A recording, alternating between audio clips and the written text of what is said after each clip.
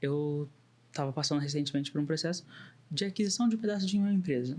Como que funciona para criar um contrato como esse? Quais que são todas as burocracias que você segue, o que tem que acontecer para tanto os, os dois empresários estarem seguros quanto para o contrato ser eficiente?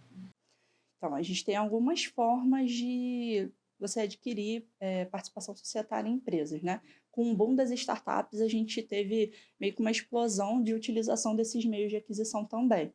Mas antes de citar cada um desses meios de aquisição, como é o processo basicamente para cada um desses?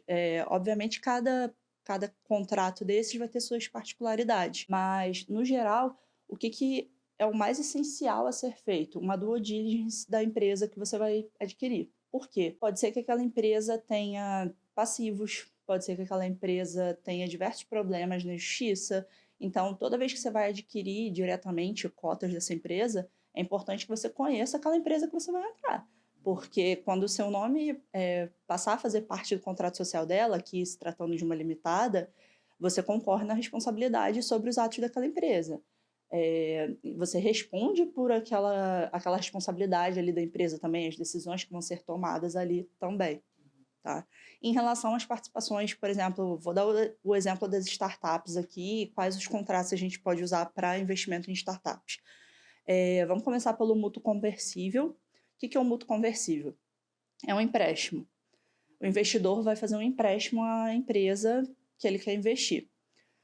Como acontece esse empréstimo e por que ele é diferente do empréstimo comum? Ele é diferente do empréstimo comum porque ao final do empréstimo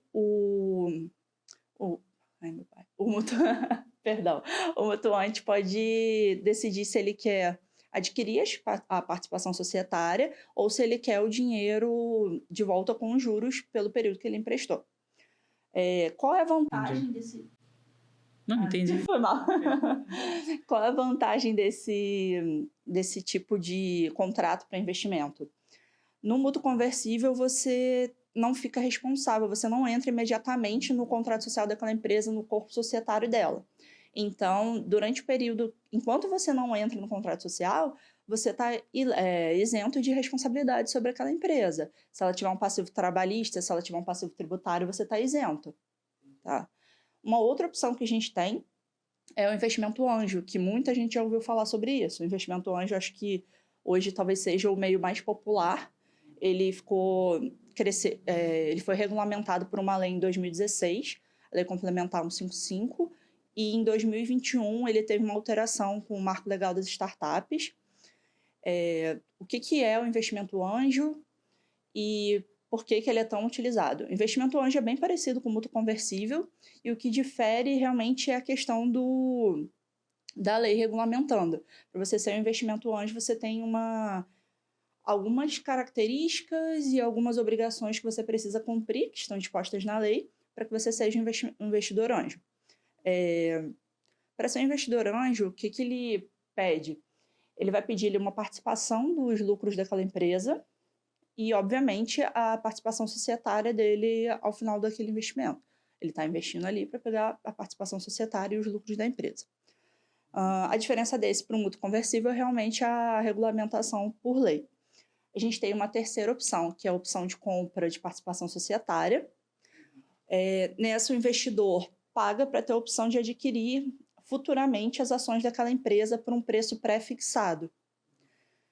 Por exemplo, você quer adquirir, sei lá, 10% das cotas da minha empresa daqui a 3 anos, mas você vai me emprestar o dinheiro que eu preciso hoje para investir na minha empresa, só que você quer pagar o preço que as ações estão hoje. Se as ações aumentarem daqui a 3 anos 40%, você vai pagar o valor que a gente fechou hoje.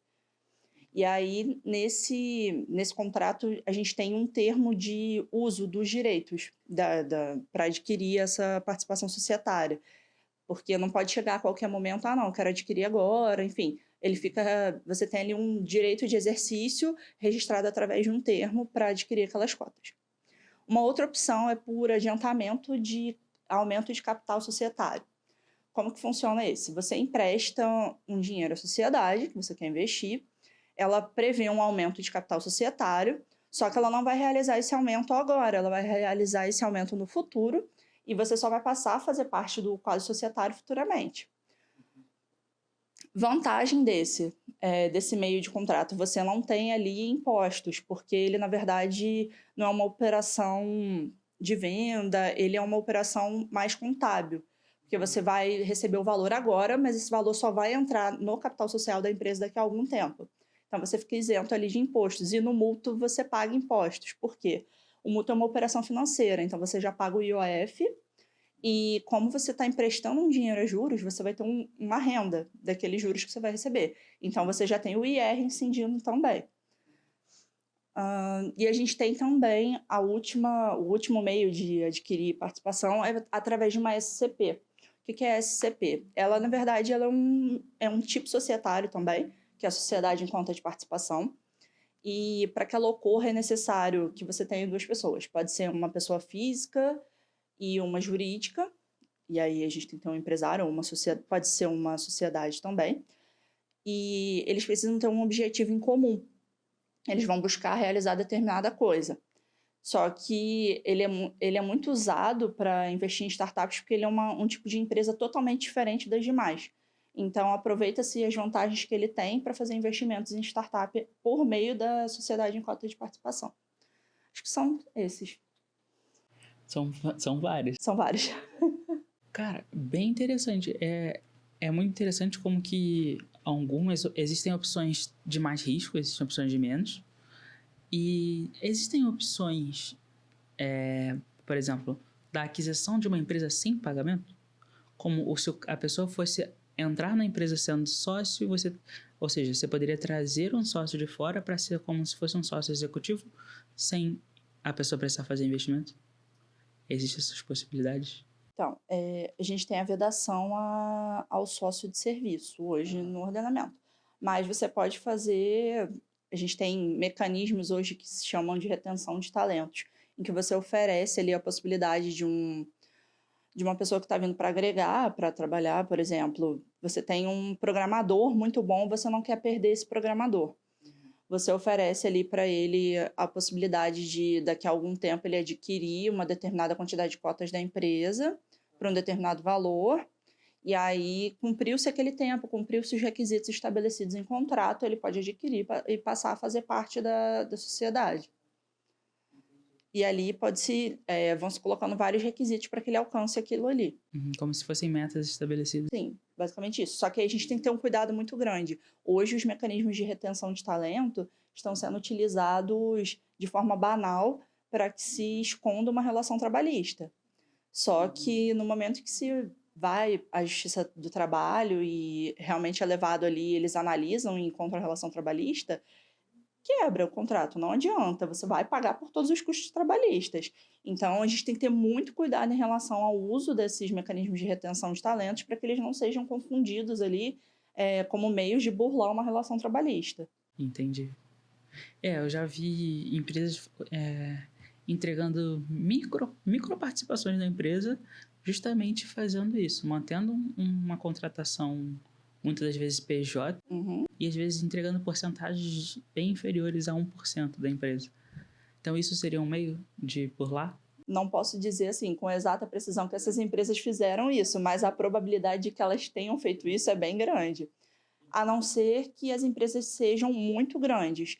Então, quando uma empresa é muito grande, 1% daquela empresa significa um valor contábil muito alto. Sim. Um valor de capital social, um valor de investimento muito alto. Então, dependendo do valor da empresa, dependendo da atividade exercida ali, e mais alguns pontos que a gente tem que analisar, a gente distingue se é uma relação trabalhista ou se o mecanismo de retenção de talentos foi usado para burlar uma relação trabalhista, para que não fossem pagos tantos impostos, para que não fossem pagos os direitos efetivamente ali do trabalhador, enfim.